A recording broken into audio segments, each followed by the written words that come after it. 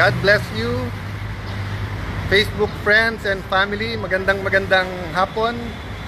Rainy Sunday. Yan, galing sa isang event. Nagpre-prepare for this week. And then may konting coffee date bago umuwi at hindi ko pa sure kung magluluto si Lani kasi I think 4 AM o 5 AM wala na siya sa bahay kanina. So reminder lang po, sabi sa Bible, keep the 7th day or depende ko anong day po yung Sabbath nyo. At remember before, wala naman cellphone, walang mga libro, walang mga video. So ang purpose din ng Sabbath ay hindi lang po mag-rest, pero pag-usapan yung Word of God, diba? So usually sa lunch table, dinner table, nandyan yung mga tatay, nanay, lolo't lola, nandyan yung mga anak, usually clannish nun. So magkakapatid, magpipinsan, and then i-share po ang people of God yung Bible. Nanonood si Secretary Harry Roque. God bless you. Nasaan ka na ba? Nasa Hig pa rin ba? Emily Solidaga, Jemar Bagaman, Dave Francis, mabuhay ang Paranaque. Thank you, Dave. Parati ka sumusuporta. Diorman Suwan, Lynn Daza, thank you po. Thank you. So guys, Word of God, prayer, shout out, sabi ni Rosalie Gregorio Ordonio, I think it's Tolentino, sorry, nag-dot kami, mahaba yung name. Assalamualaikum sa lahat ng kapatid nating Muslim. Kung ano man ang ating religion, napaka-importante that we take a step back, realize that we were made in God's image and nature, reflect ano ba ang pinagagawa sa atin ni Lord. Sabi ni Ashwin Shrestha, fight for the Filipino people. George, okay naman yung sound? Sorry guys, medyo maulan at katabi ng highway. So thank you again sa lahat ng suporta nyo. Dami nagte-text sa akin at tinatanong kung ano ang motibo o kaya sinasabi sa akin motibo ni Senator Lacson kasi sabi niya I crossed the line, kaya araw-araw ako na lang at exclusive ako ang binabanatan at nililink ako sa basta't nangyari sa Taguig at kahit hindi nangyari sa Taguig ako na lang may kasalanan. Alam nyo naman since May 11, alam nyo naman yung mga motibo kung whether it's to destroy, distract, may importante tayong ongoing na impeachment na kailangan kulang tayo lahat. May mga investigations.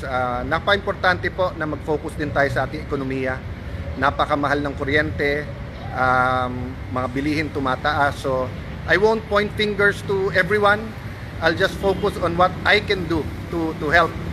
But yung sinabi niya today na, kasi sabi ko, minsan kasi technical yung mga presentation at saka address sa akin, hindi naman po ako ang secretary ng DPWH, hindi ako regional director, hindi ako engineer. So sabi ko, pumunta na lang siya or kung sino man gustong pumunta para makita, di ba, apples to apples talaga, ito yung pondo, ito yung project. Ang sagot niya sa kana kasi hindi daw siya nagpa-practice mag-swimming, baka daw malunod siya sa baha. Well, Senator Lacson, hindi ka malulunod sa baha sa Taguig, malulunod ka sa katotohanan. Yan ha, pag panay kasinungalingan ang nakakalunod yung katotohanan. Awa ng Diyos, yung 30, 40 years ago na mga baha na 2 months, 3 months hanggang waist, hanggang dibdib, no? Lumaki ako sa Taguig po na ganyan ang nararanasan, no? But ang flood control projects po sa Taguig were ongoing. Then yung major po ay plinano nung martial law pa, pero na-implemento around 2001 yung road dike. And then panahon po ng Pinoy nagawa yung road dike.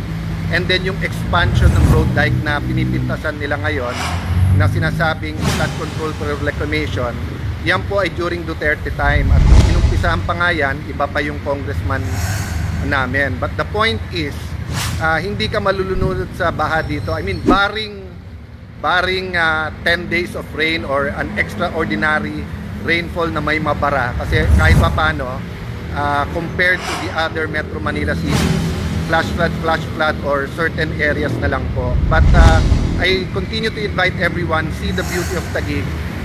Nagpaganda po nito, unang-una ang Panginoon. Pangalawa po, business leaders, community leaders, religious leaders. Of course, Lani played a big role of bringing everyone together.